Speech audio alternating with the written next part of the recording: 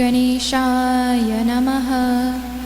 ॐ श्री सरस्वत्यै नमः।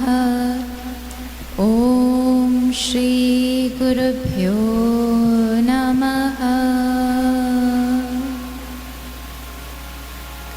ॐ पार्थाय प्रतिबोधितां भगवता नारायणेन स्वयं व्यासेन ग्रथितां पुराणमुनिना मध्ये महाभारतम् अद्वैतामृतवर्षिणीं भगवतीम् अष्टादशाध्यायिनीम् अम्ब त्वामनुसन्दधामि भगवद्गीते भवद्वेषिणी।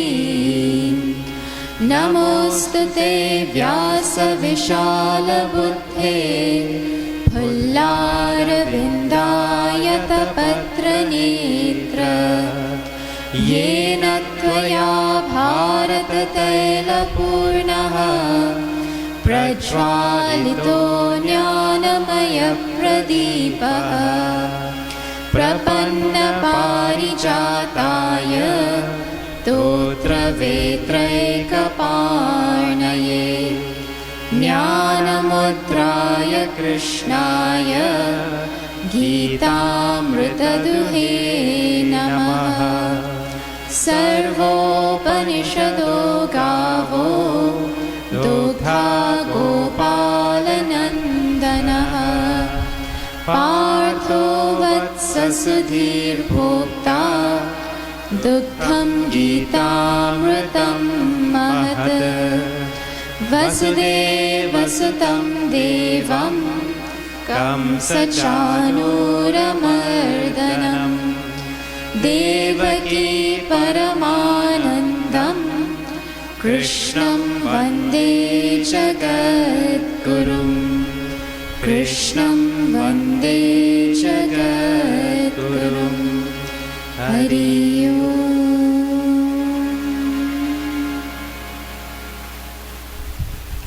Hari Om, Sitaram, good evening everybody. Thank you for having us here tonight. We are now on the 87th night of the 108 nights Bhagwad Gita Yajna. Today is our last night in Essequibo, and we're so happy to be here with all of you. I love the name of this mandir, Sita Ram Radhe Shyam Mandir. I love it. Okay, let me tell you a little bit about where we are in Bhagavad Gita. Bhagavad Gita is a text with 700 verses and 18 chapters. And we are now in chapter 16, or getting to the end. Bhagavad Gita is divided into 3 sections. The first section is about Karma Yoga, doing our action in such a way that it transforms our life. The second section is on Bhakti Yoga, developing our emotions and directing them to Bhagavan and seeing Bhagavan in this whole universe. The third section is dedicated to understanding Jnana Yoga, understanding how there is no difference between me and Bhagavan. How I am that same Satchitananda, that is Bhagavan. And so, in chapter 15, which talked about the essence of that knowledge, Bhagavan Shri Krishna said, "One who understands me like this, as the existence behind this whole universe, well, that person has achieved everything that there is to be achieved. And after Bhagavan tells how he has told this most supreme secret of this knowledge, of how we can realize that our nature is happiness, he now goes into chapter 16, which has a completely different theme. The theme in chapter 16 is completely different. Yesterday we were seeing that Bhagavan Shri Krishna is the echo too much? It's okay? Okay. Yesterday we were seeing how Bhagavan Shri Krishna described 26 values that we should practice. Fearlessness, purity of mind, non-violence, so many different, honesty, so many different values Bhagavan Shri Krishna said we should imbibe. And in verse 5 where we ended, he said that the benefit of bringing values into our life is vimokshaya, is for our freedom, it's for our moksha. Now, does anyone here wake up in the morning saying, today I am going to go and get moksha. I'm going to go and look for moksha today. Whatever I'm going to do, it's for moksha. Anybody wakes up in the morning saying, today I'm pursuing moksha? No. We wake up and we think of all the things we have to do. And we wake up and we think about that coffee that we're going to have or tea. We think about the whole day that is ahead of us. Nobody's thinking about moksha when they wake up. So Bhagavan is saying the benefit of practicing virtues like ahimsa and honesty and jnana and steadfastness, understanding of this knowledge, all of that doesn't apply to me. I don't want moksha. I want all these other things in life. Well, it is just the language. Moksha means infinite happiness. And when we wake up and we think about what it is we have to do in the day, every single thing that we are going to do is because we are looking for happiness. Anyone wakes up and says, I am going to go and eat breakfast to get sorrow?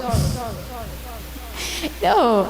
I mean, someone might say, I'm going to eat, fruit instead of eating cassava ball. And that is sorrow, because who wants to eat fruit instead of cassava ball? But behind that, there is a joy of being healthy. Right? So every single thing that we do, it is in pursuit of happiness. That happiness that we are pursuing, we don't want happiness that is going to end. We want happiness that is going to last forever. That happiness which we are looking for is called moksha in Sanskrit. And Bhagavan Shri Krishna says that when we practice values, it takes us closer to that permanent happiness which we are all looking for. The understanding of who I really am and how the happiness that I'm looking for outside is really inside, that will not become my knowledge unless I have prepared my mind with values. So Bhagavan Shri Krishna very beautifully described the importance of values yesterday. Then he started to describe vices, asuri sampat. And he said the vices that we practice, that are naturally there in us, they lead us to further bondage. They bring more sorrow into our life. Has anybody gotten angry and as a result of that become happy? I mean, people say, I'm so happy that I got angry at that person, it got my work done. People might talk like that. But when we get angry, it has its own impact on our mind and our personality and all of that. So all these negative qualities that come into our life, that we practice, that are there in our mind, they actually bring more and more sorrow to our life. So very briefly, Bhagavan Shri Krishna had told that yesterday. Now, when Bhagavan Shri Rama had sent Hanumanji to go and look for Sitaji. And Hanumanji went to Lanka and he found her. And then he ended up burning all of Lanka and then he went back. After Lanka got burned, well, everybody in Lanka started to get scared. You know, everyone started to talk. What? One monkey came and he burned down the whole of Lanka. What will happen if his master comes? So now all the Rakshasas were scared. And so word got back eventually to Ravana, you know, about how people are feeling. And so he asked his ministers what they think. And his ministers were like, no, don't worry. That Rama is a man and he's using monkeys to help him. Men and monkeys are Rakshasas' food. Let them... That's how the sentiment with which they responded to Ravana, you know. Don't worry about this thing. But there, Vibhishanji tells Ravana a really nice thing. He says, Sumati kumati sabake ura rahahi. These positive qualities and these negative qualities, they're there in all of our hearts. Right? And then he says, I have it here. The one who, where there is sumati, all the good qualities are practiced, there, sampati nana, there is great prosperity and happiness. And jaha kumati, where there is kumati, then taha vipati nidana, there is terrible vipati, misfortune. Misfortune comes where there is kumati, there is negative qualities. And he says to Ravana that it seems kumati has taken over your mind, which is why you cannot see that what you are doing is wrong. Which is why you think these ministers are your friends. Which is why you're so obsessed with Sitaji. Kumati has entered your mind, so you cannot think straight, and therefore this whole of Lanka is going to be destroyed as a result of your kumati. Like that. The same exact thing is what is told here in Bhagavad Gita. Bhagavan Shri Krishna is talking about Devi Sampat and Asuri Sampat. And where we have Devi Sampat, it leads us to infinite happiness. And where we have Asuri Sampat, it leads us to sorrow and bondage and limitation. Now the interesting thing, the word Sampat means wealth. So it is understandable to call values as wealth. Right? The wealth of virtues. But to call vices as wealth? Bhagavan Shri Krishna is saying anger and greed and jealousy and pride and arrogance is a wealth? How are vices wealth? You know, if you think about it, it is very interesting. What is wealth? Wealth is that which we use to get something. It gives us purchasing power. Correct? Wealth gives us purchasing power in life. So, what can you purchase with Devi Sampat? What can you purchase with values? The Bhagwad Gita says, with values, we purchase happiness, peace, joy. This is what we purchase in life when we have values. And when we have vices in us, the thing that we end up purchasing is sorrow and bondage and limitation, right? And agitation. So we have to decide what it is we want to buy, and then accordingly, if it is happiness and joy that we want, then we have to develop virtues. That is the wealth we have to get. And if we want sorrow and agitation, then we keep practicing our vices. What else? You know, if you don't do anything, those vices remain and they get worse. For values, you have to put effort in. Try not to lie, try not to be violent, you know. But vices, you just be who you are and they become more and more and more in our life. Anyways, without values, the knowledge of our Shastras remains as information and it doesn't transform our life. But now, Bhagavan continues to talk about this Asuri Sampat and Devi Sampat.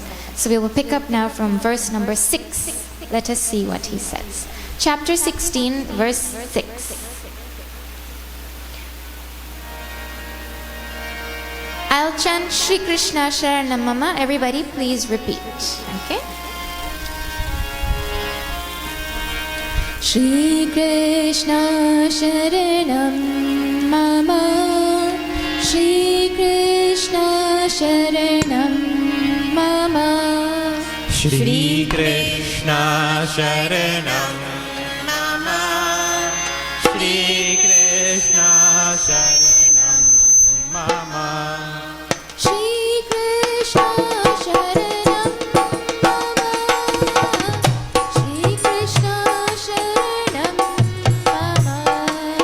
Shri Krishna Sharanam Mama. Shri Krishna Sharanam Mama. Dvau bhutau sargo lokesmin deva asura eva cha. Shri Krishna Sharanam Mama. Shri Krishna Sharanam Mama. Devo vistarasha proktaha asuram partha me shrinu. Shri Krishna Sharanam Mama. Shri Krishna Sharanam Mama. Shri Krishna Sharanam Mama. Shri Krishna Sharanam Mama. Shri Krishna Sharanam Mama. Shri Krishna Sharanam Mama. Shri Krishna Sharanam Mama. Shri Krishna Sharanam Mama. Shri Krishna Kanhaiya Lal ki jai. Dvau bhutau sargau lokesmin. In this world, Bhagavan says there are two types of people. Who? Deva asura evacha. Devas, people who have divine tendencies, and asura, people who have asuri tendencies. Devo vistarasha proktaha. I have told about Deva in detail. In the first 3 verses of this chapter, he told 26 values. And in so many chapters earlier, Bhagavan has been talking about values. Asuram partha me shrinu. Now you listen in detail to the asuri qualities. You know, first thing, when Bhagavan says there are 2 types of people in this world, our Shastras are very real. Our Shastras never talk about a time where there will only be one type of person, a good person. Means there will always be good and there will always be bad in the world in which we live. That is just the way the world is. Right? So there are 2 types of people. There's the good people and then there's the bad people. Or let me correct that. People with good qualities and people with bad qualities. Now in the time of Ramayana, if you see the characters of Ramayana, Bhagavan Sri Ram was perfectly good. Correct? And his brothers were all ideal brothers. Ravana was perfectly wicked. Ideal villain. There was nothing about him that you could like. Correct? Everything good in the good guys and everything bad in the bad guys. Well, in Mahabharata, which is when Bhagwad Gita was given, you had people like Duryodhana, Karna on one side. Then on the other side, you had people like Yudhishthira, Arjuna, Bhima, all the Pandavas, and then the Kauravas were there. Well, do you know Karna is known as Danavir? He's one of the examples of the greatest givers in our tradition. So he's on the bad side, but he has such a great quality. Then on this other side, you have Yudhishthira, who is Dharmaraj himself, but he had a weakness of gambling. Right? You had Bhishma Pitama, who took such a great vow, but he didn't stop to think which side he should actually be on. You know, so in Ramayana you had perfect good and bad. But in Mahabharata, every character had some good and some bad, mixed. Is that not sounding more like what we see in life around us? You see only perfectly good and perfectly bad people? No. In us also, there will be a mix. There will be good qualities and there will be asuri qualities. And so the whole effort of studying the asuri qualities now is like, you know what Bhagavan Shri Krishna is going to say is he's going to he's going to paint a detailed picture of what these asuri qualities look like. And it is not nice to hear sometimes. You know, he's going to go on and on. He already told that asuri tendencies are, anger and harshness and abhiman and ignorance. He told so many, like 6 qualities he told. But now he's going to elaborate in such a way that it's like he's holding a magnifying glass to every part of these qualities. And it is like holding a magnifying glass in our mind, because all of these qualities will be there to different degrees. And we don't like to hear bad things about ourselves, you know? But it is like if you go to a big gathering, or like you go from here to another mandir and you don't know anybody in that mandir, and you have some green vegetable, some bhaji stuck in your teeth. And you're going on giving big smiles to everybody and you're talking to everybody, and all that they're seeing is they're looking at your teeth. But nobody is telling you you have bhaji stuck in your teeth. Now you finally go and you look in the mirror and you're like, oh my God, but I didn't eat bhaji since lunchtime. What? Would it not have been nicer if someone pulled you aside and said, there's a piece of bhaji stuck in your teeth. You might want to go and take it out. I don't mind, but I think you might mind. You want somebody to tell you something about yourself that should be removed, that you cannot see. Correct, right? In the exact same way, what Bhagavan Shri Krishna is going to do now is he is going to tell us, look, this is what asuri qualities look like, so you can think if they're inside you and try to remove them. Better Bhagavan pointed out to us than other people laugh at us for having them. So this is what Bhagavan Shri Krishna is going to do now. Now before I continue, one last thing. When we hear the word asura or asuri qualities,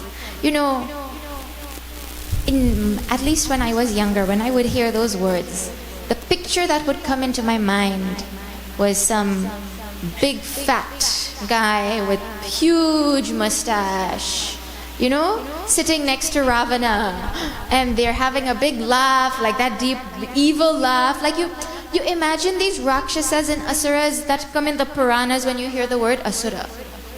But the qualities that Bhagavan is speaking about are qualities that are in us. And what Asura really means is someone who really prioritizes the enjoyment of sense pleasure over everything. Right? They make decisions in their life considering how they're going to enjoy things in this world. That is the definition of Asura actually. Right? And a Rakshasa is someone who does that, but he's also ready to harm anybody to get that sense enjoyment that he likes. These are Asuras and Rakshasas. Now there's no problem with normal enjoyment. To go and enjoy lying in the hammock after a full day of work, or on a special occasion to enjoy 7 curry after satsang. Is that something wrong? No, nothing wrong, right? But the problem is if we make that the goal of our life. And that is the most important thing, and we're ready to compromise on our duty to go and enjoy things that we like. The other problem is that all the joy we're going to get in the world is going to end. And nobody likes joy that ends. So the joy that people with asuri qualities get is limited joy. Therefore now Bhagavan is saying, look at your mind. Now I am not saying any of these things that are about to be said. Bhagavan Shri Krishna is saying them. So if you don't like what he says, you please just turn around and have a word with him over here. It is not me who is saying it. Okay. Okay, let us chant verse number 7.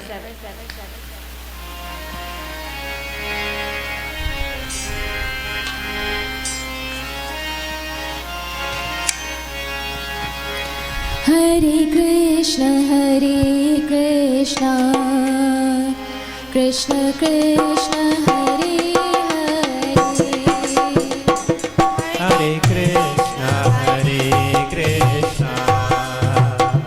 Krishna Krishna, Hare Hare. Hare Krishna, Krishna Krishna, Hare Hare. Hare Krishna, Krishna Krishna, Hare Hare. Pravritim cha nivrittim cha janana vidurasuraha. Hare Krishna, Krishna Krishna, Hare Hare. Na shaucham na vichacharah, na satyam teshu vidyate. Hare Krishna, Krishna Krishna, Hare Hare. Hare Krishna, Krishna Krishna, Hare Hare. Hare Krishna, Krishna Krishna, Hare Hare. Krishna Krishna, Hare Hare. Krishna Krishna, Hare Hare. Krishna Kanhaiya Lal ki jai. Bhagavan Shri Krishna says, Pravrittim cha nivrittim cha janana vidurasuraha. These people that are being described, there will be different types of negative qualities. So this is one set of negativities that he's describing.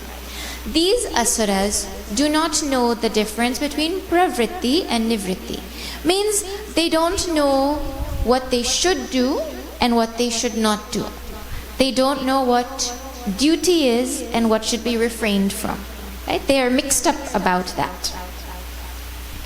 One time, somebody asked Duryodhana, you know Duryodhana, you and Yudhishthira studied in the same Gurukul. Same guru you had. How come he is so good and you're so evil? Duryodhana said, you know, Janami dharma. I know dharma. Nacha me pravrittihi, but I cannot do it. Janami adharma. I know adharma, but nacha me nivritti. But I cannot refrain from doing it. That is my problem. But this is all of our problem. We don't know what we should do and what we shouldn't do, or we know and we still do the opposite. Let me give you some examples, right? See. Did you know that when you give... Okay. Have you ever seen people go to mandir and then the baby starts to cry, or the little toddler, and then the mom or the grandparent will quickly take out their phone and open something and give it to the child? Have you seen? Or a tablet. They'll give them a tablet. Well, every tablet has side effects.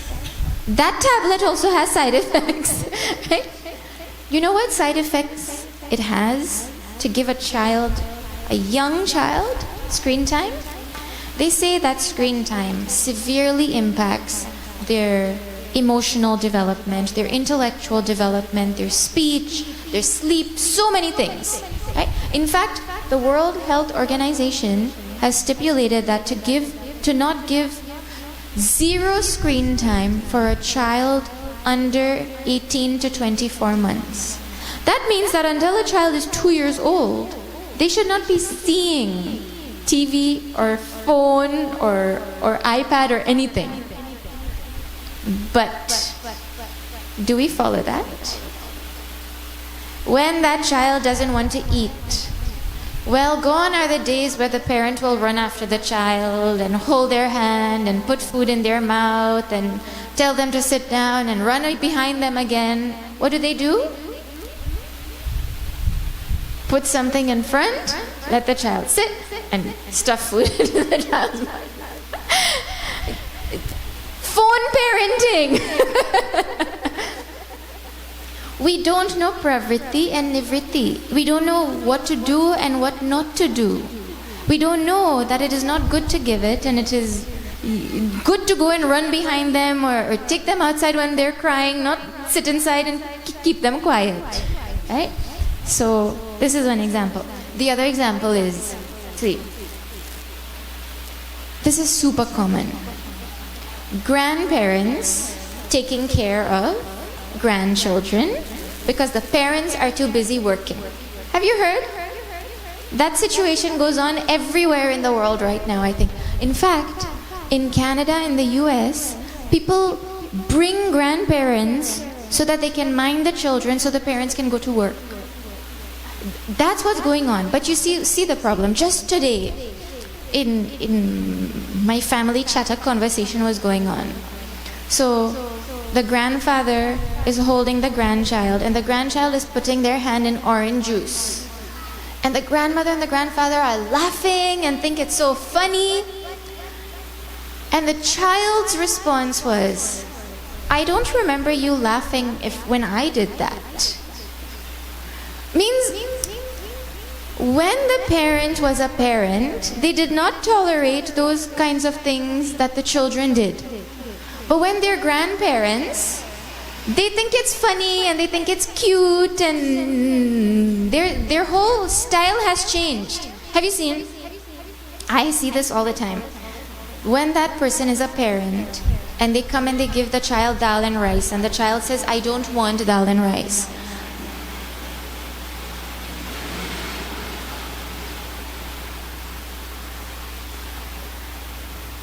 That parent says, well, dal and rice or starve. This is your food and there's no other choice. Well, fast forward to when they become a grandparent. And that grandchild goes over. And that grandchild says, Nani, I don't want to eat dal and rice. What does the grandparent say? Oh, you want Nutella and toast? Yes. How should I cut it?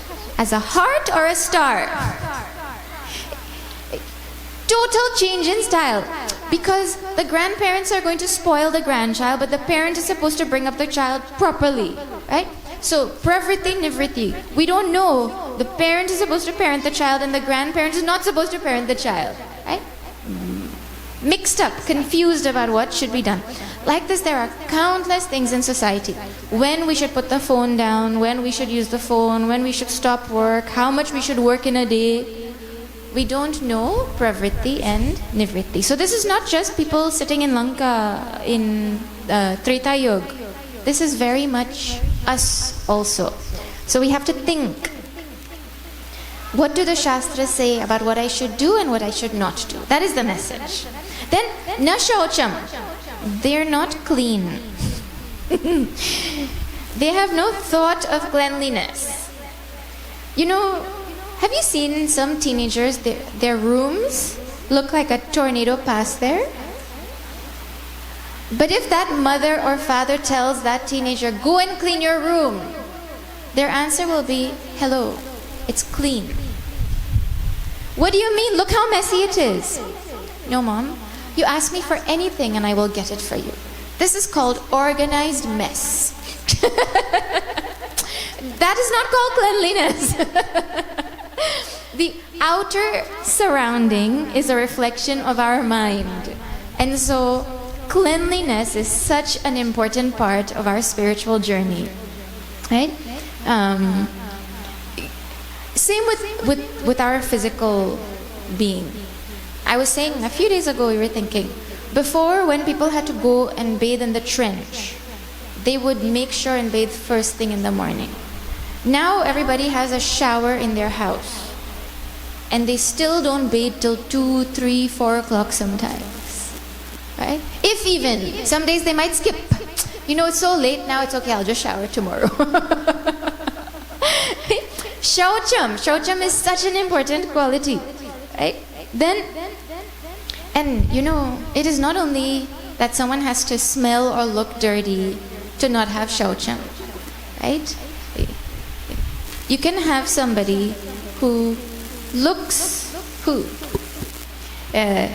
could have somebody who is totally rude and totally mean, meaning impure inside, and on the outside they look like a star boy. Have you seen? So the shaucham that is being talked about is at all levels. Right? No shaucham. They don't have this thought or necessity or feeling that I should have cleanliness in my life. Outside, on my personality, inside. Right? Then, and littering. You know, it is so sad. We see people walking down the road or driving down the road, they'll take out a bottle from their bag and they'll throw it on the floor. But you could take it home and put it in the garbage. Right? Unfortunately, because of that, there's litter everywhere. Anyways, na shaucham na api cha acharaha. Achara doesn't mean pickle. Achara here means conduct. They don't know good conduct. You know, in certain situations, you're supposed to, like if there's a small child in the room, there's certain language that shouldn't be used. You know, you know that the child is there, so you watch what you're saying. Or when there's a senior person, you don't talk to them the way you talk to your friends. One time, my grandmother's friend had come over when I was young. And I was like, oh, hi, auntie. And my mother turned to me and she said, hello. You don't talk to people like that who are so much bigger than you. You don't say hi to them like they're your friend. There's a way of talking to different people based on who they are also. And proper conduct is there with elders. And conduct that is being talked about here. You know, in our tradition, when we wake up in the morning, the first thing we're supposed to do is look at our hands and remember how Bhagavan is the power of our hands. Then before we, and there's a mantra for that. Then before we get down from the bed, we're supposed to touch the floor and ask for forgiveness from Dharti Mata for walking on her. Mantra for that. Sorry, shloka for that also. Then when you take a bath, there's a shloka for that. You're supposed to bathe first thing when you wake up also. Right? So then you're supposed to do some kind of prayer, puja, remember Bhagavan, have gratitude for the universe, life, something. After all of that only, then before you can eat or drink something. Then you start thinking about your day. Well, have you not seen nowadays, first thing people wake up and they stretch their hand like this and they open their eye and they start to read their messages. Then they're half awake and before they reach to go and brush their teeth, they start to drink their tea and their coffee, and that is not proper acharaha. Right? This is what Bhagavan is saying. Na cha acharaha. People who have asuri qualities, these things will come naturally from them. They don't think about their conduct, what is proper, like that. Na satyam teshu vidyate. No honesty. Meaning they tell lies very easily. Mark Twain, that great author, he had said about newspapers at one time. He said, if you don't read the newspaper, you are uninformed. But if you read it, you are misinformed. So both ways you're in trouble. Right? Because, or like, you hear politicians say things like, this is actually a politician had said this, I have never gotten indigestion by eating my own words. Means I can say anything and I can take it back. Right? Doesn't I don't care enough to make sure what I say, I stick to it. Right? No satyam. There's no integrity like that. One minister said, you know, I have never taken a bribe in my life. And so the person said, really? How come? Because nobody ever offered. Well, if they offered, you'll take.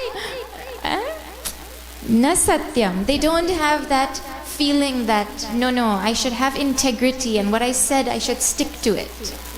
Now, this is not to look at other people around us. This is to look inside. Do I have this? Do I not know what I should and should not do? Do I mix up what is my duty and what is proper? Do I not understand what proper conduct is, what I should be doing from the time I wake up to the time I sleep? Do I go back on my words to myself? You know, we go back on our words to ourselves all the time.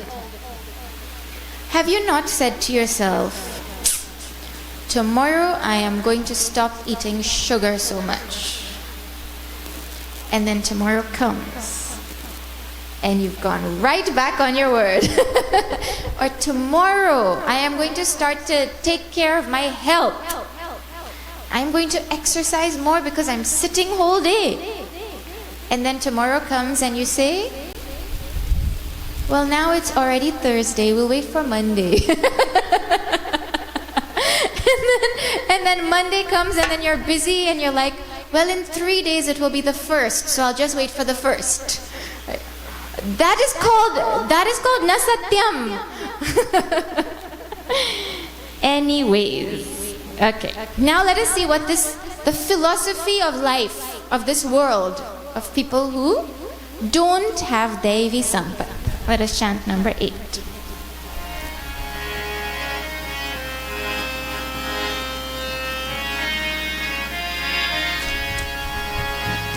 Hare Krishna,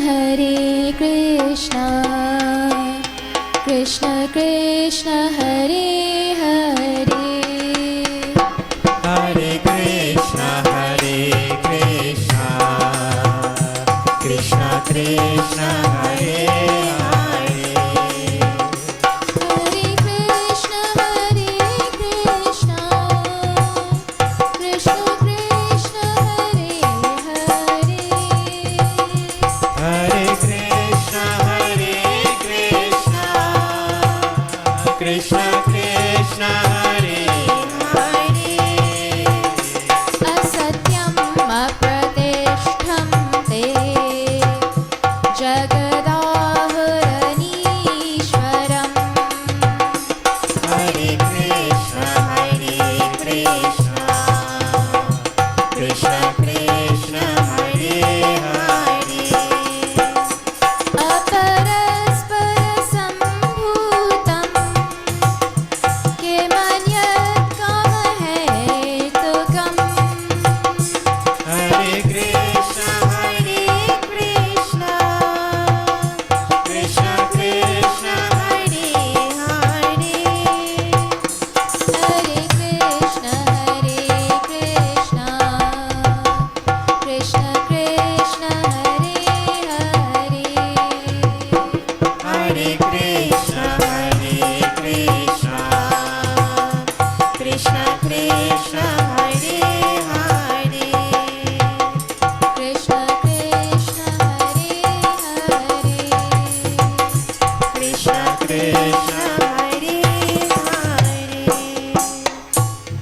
Shri Krishna Kanhaiya Lal ki Jai. Te Jagat Ahuhu. They describe the world like this. They say it is asatyam, meaning it has no other truth behind it. What you see, that is the only thing that exists. If you can't see it, it doesn't exist. Right? Apratishtham. It has no substratum. There is no fundamental thing that is there supporting this universe. Anishwaram. It is godless. There is no Ishvara, there is no rule upholder, right? If something is invisible, as far as I am concerned, it doesn't exist like that. Can you see God? No. Well, then God doesn't exist. Can you see dharma? Can you show me dharma? No, I can't show you dharma. Well, then dharma doesn't exist. Like that. They have this attitude. If you can't show it to me, then it doesn't exist in my mind, right? But that is tantamount to like on Mother's Day, mom wakes up in the morning and comes down, and the house is clean, spick and span clean, and the table is set, and on the table is her favorite food, which happens to be 7 curry. Full 7 curries spread out over there. And puja has been done. Diyas lit, mandir is looking beautiful at home. Right? And mom comes and says, "What? Who did this?" And that child says, "No, mom, I don't know who did this. I was upstairs and then I heard a big sound and I came downstairs and I saw this." One big bang, and all of this came itself. Anyone here will believe that? Not in your wildest dream will you say that some noise happened. Maybe some plate fell out of the cupboard and the rice fell. Because of that, it banged open the cupboard and the rice fell in the pot. And then because the rice fell in the pot, the stove came on. And because the stove came on, then the temperature in the house changed. Then the dust got cleaned. That sounds like madness. If the house is cleaned, somebody cleaned it. If food is made, somebody made it. It didn't just make itself. So, how are you saying that this whole intelligent universe came from nothing? You just think about the universe in which we live, huh? Just the world itself. There's a ball of fire. And around that ball of fire, there's a ball of water. And in that ball of water, there's pieces of land floating in the middle of space. And all of this is just held together perfectly. Don't even think about the rest of the world, just this earth. Inconceivable. But they say, no, it just came by itself. This attitude that things just came by themselves, right? Now you might say, no, but I believe in God. So I don't have this bad quality. Well, believing in God means believing that every single thing in this universe is God. That is where we have to get to. Because right now we may say, I believe in God. But then when something doesn't go our way, then we say, maybe God is not really there. All these years I've been going to the mandir and I've been praying to Bhagavan, and when I really needed him, he didn't come. So he must not be there. Means we lose faith also easily in different circumstances at different times. But they really feel, there's nothing substantial, there's nothing fundamental that upholds this universe. Then how, if not for some intelligent being in this universe, then how did this world come? Oh, aparaspara sambhutam kim manyat kama hetukam. Well, people just came because of the coming together of mother and father. People just came. That is how this world has been made. Mother and father made children and we have this world. That is their answer for this world. Right? Oh, you ask them, well, where did the consciousness come from? No, just inert and inert together in a certain proportion made consciousness. And the example that they give is, have you all seen people eating pan? Pan pan, you know the pan leaf, right? They take the pan leaf and then they put, the pan leaf is green. And then they put stuff inside, like 15, 20 different things. And it looks black inside. And then they roll it and they wrap it and then they give it to you to eat. And when you eat it, something happens and it makes red color in your mouth. So you're like that. You know how you take green leaf and the black stuff and you put it together and you eat it and it makes red?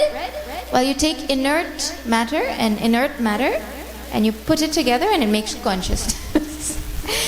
No, it sounds very funny, but there are people who actually believe this, right? That is asuri sampat.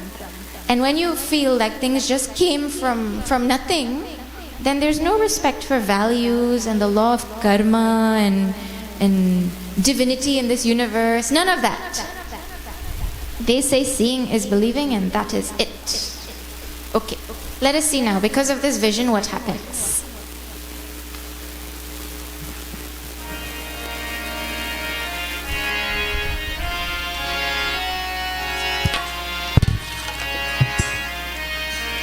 एतां दृष्टिमवष्टभ्य नष्टात्मानोपबुद्धयः श्रीकृष्ण शरणं मम श्रीकृष्ण शरणं मम प्रभवन्त्युग्रकर्माणः क्षयाय जगतो हिताः श्रीकृष्ण शरणं मम श्रीकृष्ण शरणं मम कामम् आश्रित्य दुष्पूरं दम्भमानमदान्विताः श्रीकृष्ण शरणं मम श्रीकृष्ण शरणं मम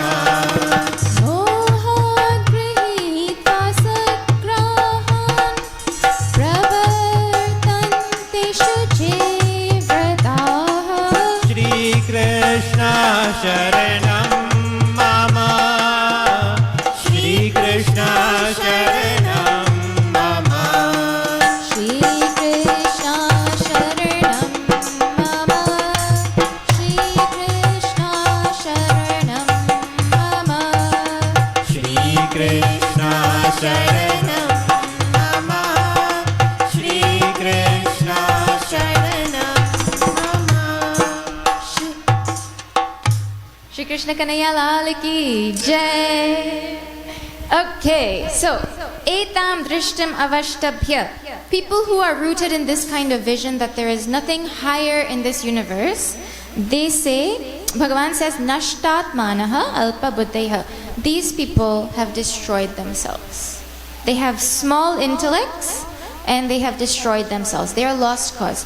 See, you know, when we talk about people saying what Bhagavan was just describing, how it applies to our life is, you know, whatever people tell me in society, I just believe it. If Kellogg's tells me that breakfast is the most important meal, I believe it.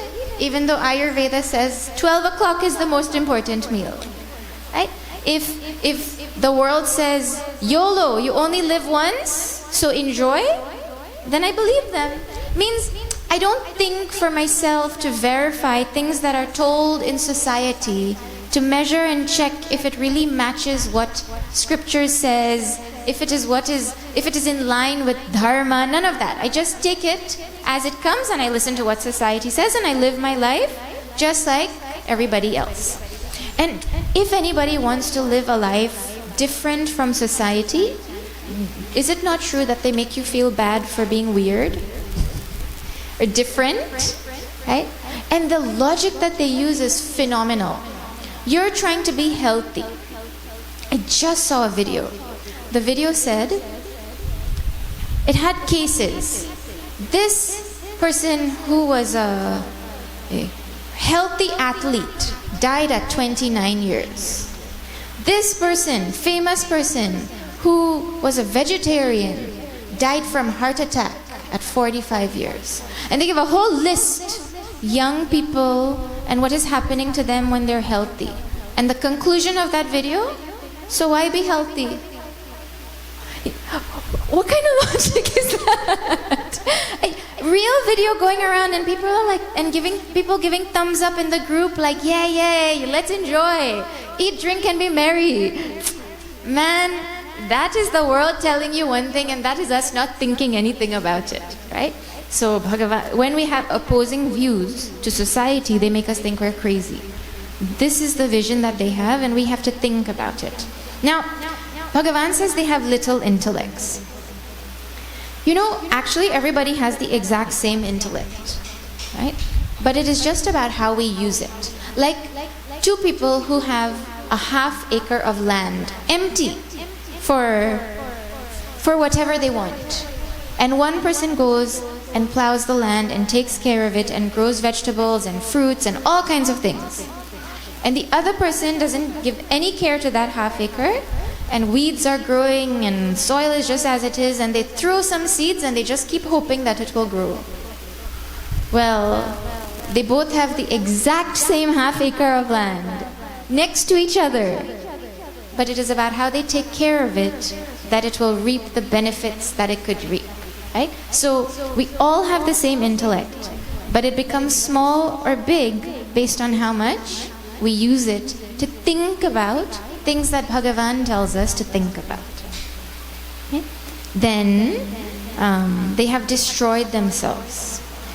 Destroyed themselves just mean if you don't use your intellect, then you are not living like a human being, because that is what makes us human. And if you're not living like a human being, then you have destroyed your humanness. Right? You're living just like an animal if you're not thinking like a human. That is what Bhagavan is saying. Now, prabhavanti ugra karmanaha. Now they become doers of terrible karma. If you don't think there's a law of karma, and there's Bhagavan, and there's some greater purpose to life, and there's divinity, and everything is happening for a reason, and there's intelligence that's happening in everything, you feel like there's no consequence for anything, so you can do anything you want. This is, have you not seen very rich people who have very spoiled children? Those children feel like they can do whatever they want, because if something happens, there's no consequence for them, because their father has money. We see this in movies and it happens in real life also. Right? So, because they don't feel like there could be any consequence, then they engage in all terrible actions. You know, the example of, Ravana at one point, he used to send his Rakshasas out to go and collect the blood of the rishis and to stop them from doing yajna. That's called ugra karma, like terrible karma. Who does that? But how far is that from somebody treating another human being as a slave? And taking not allowing them to practice their religion, not allowing them to have their own identity, treating them like an animal? What is the difference? So, ugra karma. Then now you'll be like, well, ugra karma is not something we do. No, but when somebody doesn't do their duty, they're doing adharma. For example, I went to Georgetown to try and get some paperwork done. And I reached the place at 11:48 a.m. And I went there and the place was open. And I asked, who do I have to see? And they said, no, they're closed for lunch. So I said, okay, what time will they open? They said 12 o'clock. No, sorry, 1 o'clock. They will open back at 1. So I was like, oh, okay. Well, at 1:10, it was still closed. And the sign says, closed for lunch 12 to 1. So every day, they're closing, at least that day, they closed like 15 minutes earlier, and they open like 15 minutes later. So that's half an hour. extra, at least that I knew of. Now I had to go back a next day and wait there for 2 hours to get that paperwork done. And when I reached to actually get the work done, it took less than 5 minutes. Less than 5 minutes. That means that at 11:48 when I reached, they could have processed my paperwork and finished before 12 o'clock. Right? And now the cherry on that whole thing is, I'm sitting there at 1:09 and I turn to the person next to me and I'm like, do you know, I came here before 11:50 and they were closed since then? And that person turns to me and they're like, well, people need to eat, you know? And I was like, okay.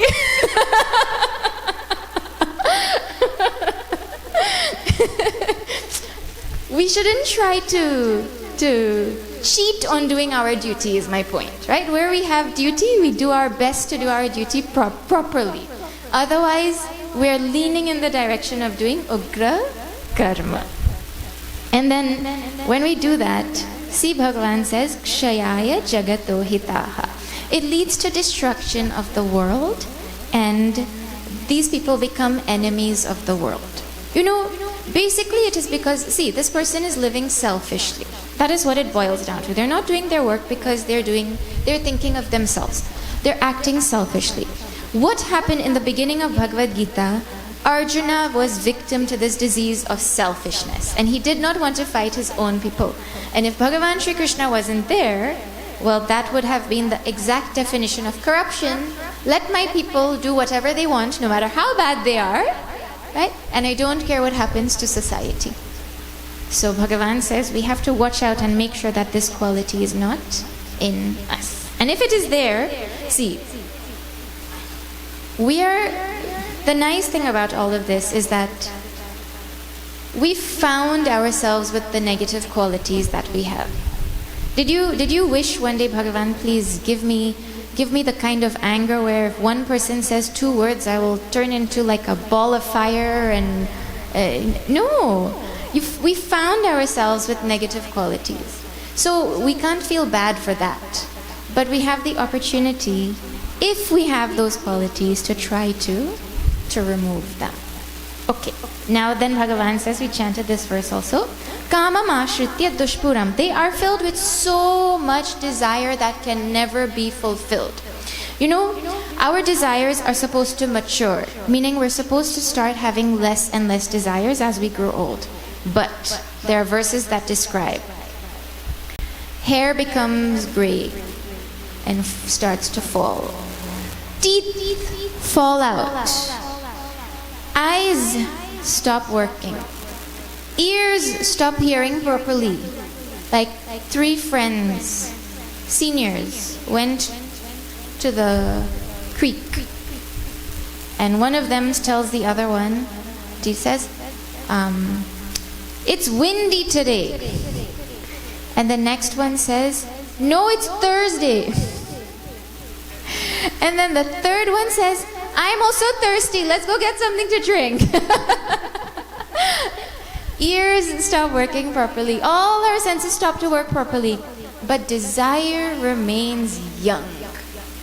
Means we still want to do what we always did. The description Gurudev Swami Chinmayananda used to describe desires like tissue. You know the tissue box? Have you seen a child walk to a tissue box? You know that is it. That box is in trouble. Because they pull one and the next one comes out, and then they pull that and the next one comes out. Tissue boxes actually end, you know. But our desires are like a never-ending tissue box. Infinite. You pull out one and the next one is ready for you to use. So Bhagavan says, they have desires that cannot be fulfilled. Then damba mana mada anvitaha. They are filled with hypocrisy and pomp and showing off and arrogance and ego and all of this.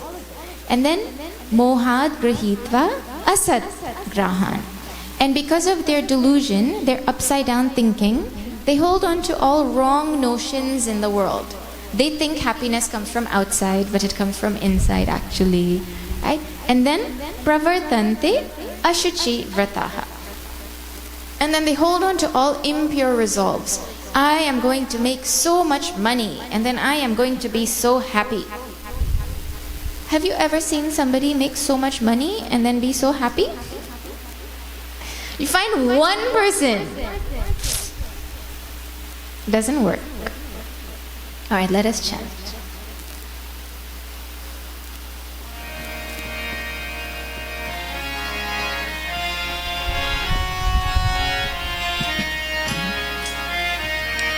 Chintamaparimeyaam cha pralayantamapashritaha.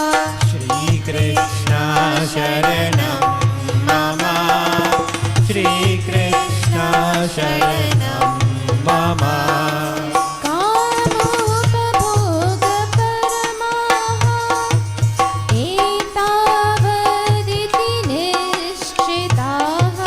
Shri Krishna Sharanam Mama. Shri Krishna Sharanam Mama. Asha pashashaterpatthaha kamakrodhaparayanaha. Shri Krishna Sharanam Mama. Shri Krishna Sharanam Mama. Ihante kamabhogartham anyayenarthasanchayan. Shri Krishna Sharanam Mama. Shri Krishna Sharanam Mama. Shri Krishna Sharanam Mama. Shri Krishna Sharanam Mama. Shri Krishna Sharanam Mama. Shri Krishna Sharanam Mama. Shri Krishna Kanhaiya Lal Ki Jai. Chintam aparimeyam. Bhagavan is hitting the spot now. Endless worries. Does that sound like our life? Endless worries. You know, when you meet people down the street, everybody looks happy. You know? And if you go on social media, every family is happy. Happy families all around. But if you just go a little closer, okay, forget that. You know, imagine you pass your neighbor in the morning and they ask you, "How are you?" What are you supposed to say? What are you supposed to say? "I'm good." Correct? If in case you say, "You know, actually, let me tell you, life is hard. I have this problem, and this problem, and this problem." Well, I can guarantee you they will never ask you how you are the next day or any other day. Because people don't actually want to know because they have their own problems. Everybody has endless worries.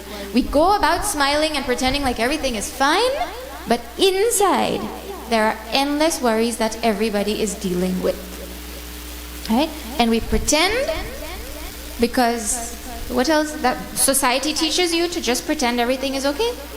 You know? But actually, there's a big problem with worry. What happens is worry dissipates our energy. Do people worry more now? Or did people worry more like one generation ago even? Who worries more? Now, I think I heard some people saying now. Okay. Who had more energy in their life? Who had? We have more energy or our grandparents had more energy? They would wake up before 4 o'clock and I heard they would be out on the field at 4 o'clock.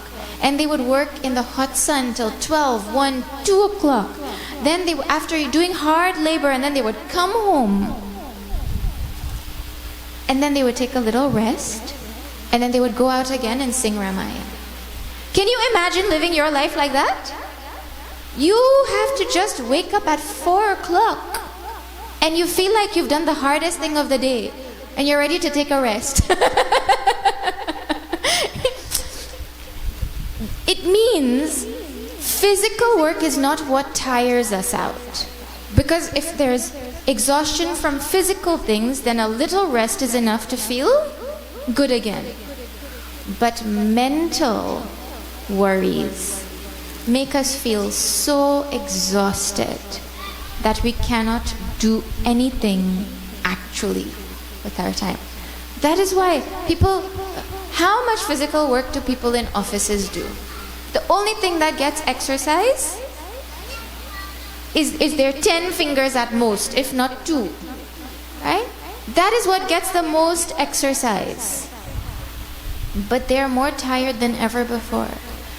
Because worries exhaust us.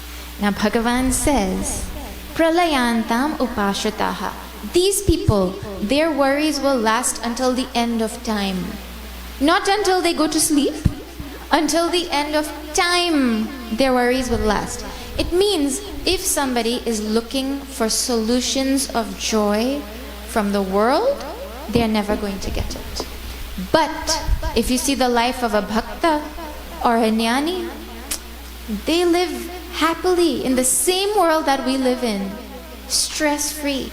And the logic is well seen. Bhagavan says, it is Bhagavan who took care of me when I was in my mother's womb. Does anybody's mother know how to raise a child? To grow a baby? To make a brain? And a heart? The mother just sits there and the baby just grows, isn't it? Who took care of the baby? Bhagavan says he's the one who took care of that baby. Well, in the same way that he took care of us when we were babies in the womb, he's going to take care of us here too. We just have to see that he is doing that already. And all of our worries will go. Kamopabhoga paramaha. For them, the greatest goal of life is enjoyment of things outside. Right? And then etavad iti nishchitaha. This is it. This YOLO philosophy that we were talking about, right? And they're ready to do anything because of that. Asha pasha shatehi baddhaha. They are bound by infinite ropes of hopes, ropes of desire. You know, like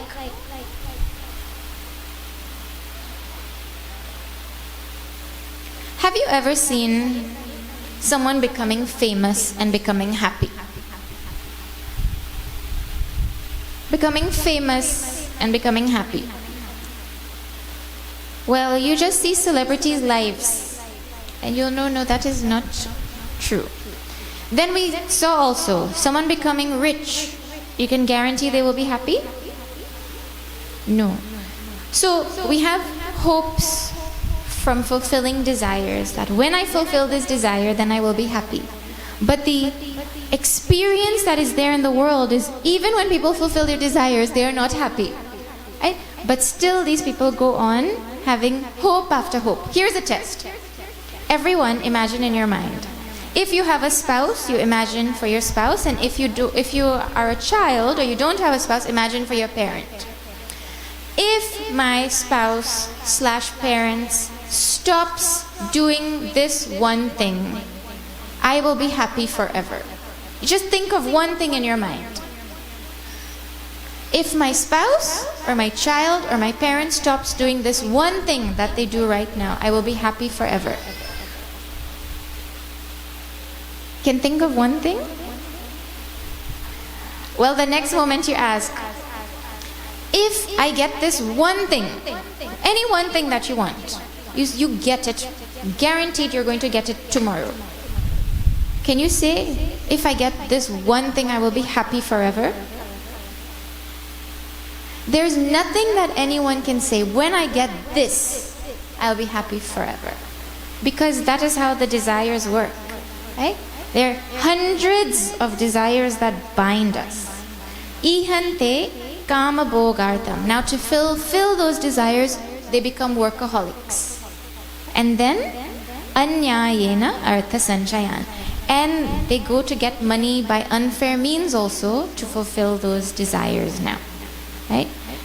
So Bhagavan is saying that when a person lives a life filled with desire, hoping to get happiness by fulfilling it, they end up actually with endless worries and sorrow that is not going to finish until the end of time. So now you take that mirror and you hold it to your mind and you say, mind, which of these qualities do you have? Which of these do you not want? I mean, if you want worries, then you keep it. No problem. Everyone is allowed to, entitled to keep exactly everything that they have, exactly how they want it, right?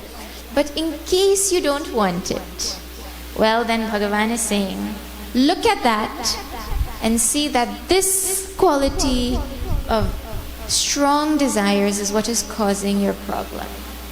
You know?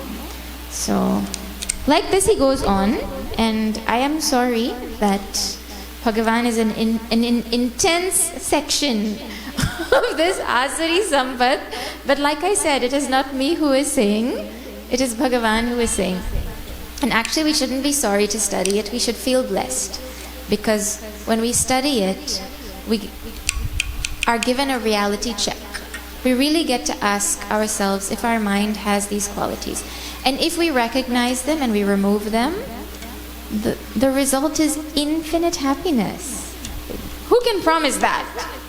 Only Bhagavan can promise that. So like this, he goes on a little bit more about this Asuri Sampat, this wealth of vices that promises sorrow in our life. And like that, chapter 16 helps us to master our mind. So I will pause here, and I hope everyone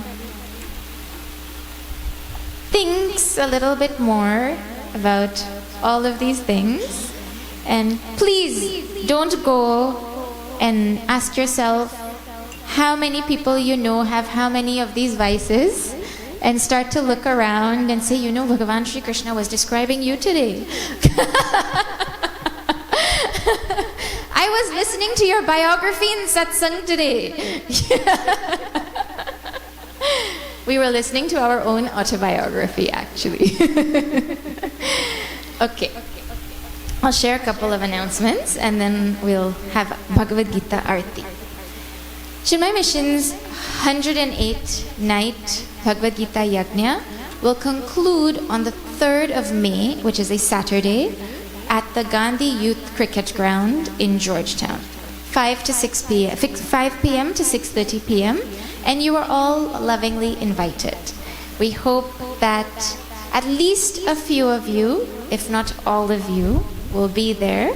I know you have to take a boat, and it goes da-dum, da-dum, da-dum, da-dum, and then you get to the other side. You know one thing that boat is good for?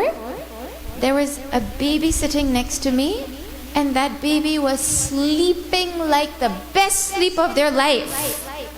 So, come and get some good sleep. If you can become like a baby. Actually, when our worries are removed, we sleep like those babies also. But it's a long weekend.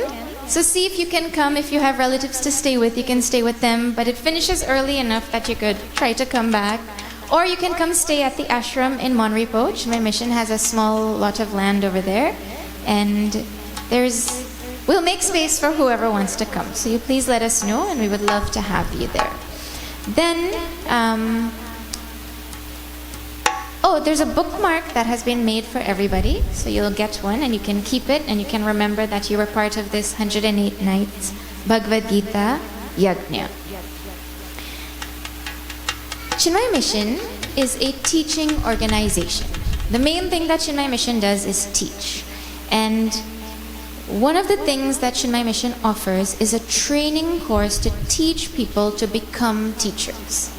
So you go and stay in an ashram, Gurukul style, for 2 years, and you have class every single day in those 2 years with no holidays and no weekends, no going home to visit and eat delicious Essequibo rice. You stay right there in the ashram for the 2 years, and you study from 5:30 in the morning till 8 p.m. in the night, classes every day.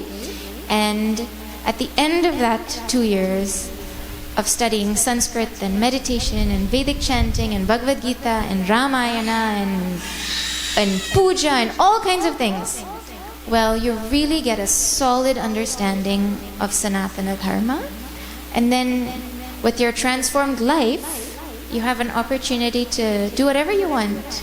You go and share this knowledge with others, or to be a living example for others as well. So if someone is interested in this, they can go for this. The next course is starting in Trinidad on October 2nd.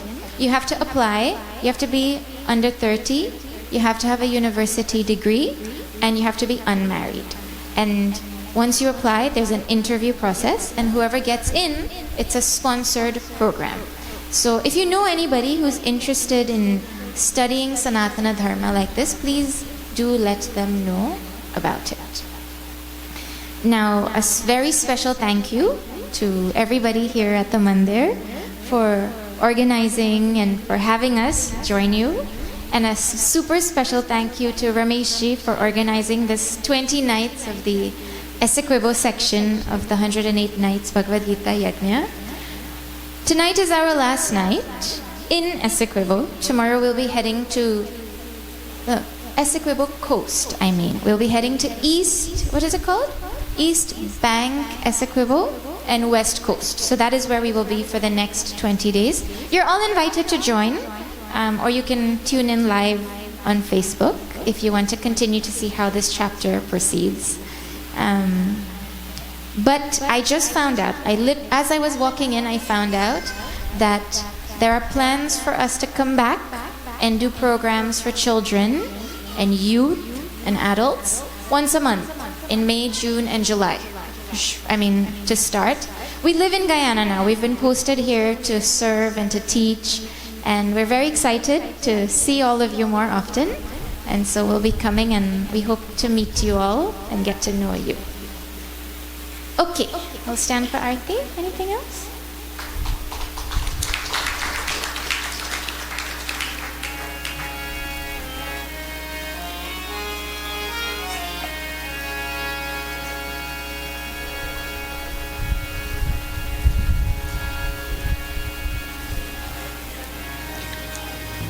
जय भगवद गीते मैया जय भगवद गीते हरि हिय कमल विहारिणी हरि हिय कमल विहारिणी सुंदर सुपुनीते ओम जय भगवद गीते कर्म सुमर्म प्रकाशिनी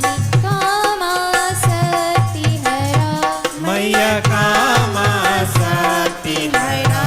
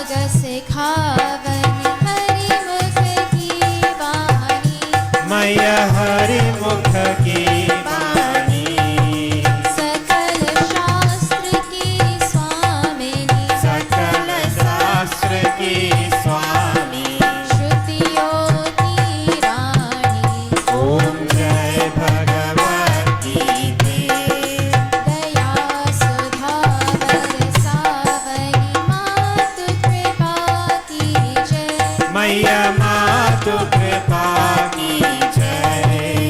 हरिपद प्रेम दान कर, हरिपद प्रेम दान कर, अपनो कर लीजै। ओम जय भगवद गीते, जय भगवद गीते, मय जय भगवद गीते। हरिः कमल विहारिणि, हरिः कमल विहारिणि, सुंदर सुपुनीते। ओम जय भगवद गीते। ओम जय भगवद गीते। ओम जय भगवद गीते। ओम जय भगवद गीते। मङ्गलं भगवान् विष्णु, मङ्गलं गरुडध्वजः, मङ्गलं पुण्डरीकाक्षं, मङ्गलायतनो हरिः। त्वमेव माता च पिता त्वमेव, त्वमेव बन्धुश्च सखा त्वमेव, त्वमेव विद्या द्रविणं त्वमेव, त्वमेव सर्वं मम देवदेव, त्वमेव सर्वं मम देवदेव। ॐ पूर्णमद पूर्णमिदं पूर्णात् पूर्णमुदच्यते, पूर्णस्य पूर्णमादाय पूर्णमेवावशिष्यते। ॐ शान्ति शान्ति शान्तिः। हरिः ॐ श्रीगुरुभ्यो नमः। हरिः ॐ। बोलिए वृंदावन बिहारी लाल की जय। श्री सत्य सनातन धर्म की जय। श्री सद्गुरुनाथ महाराज की जय। हर हर नमः पार्वती पतये, हर हर महादेव। हरि ओम तत्।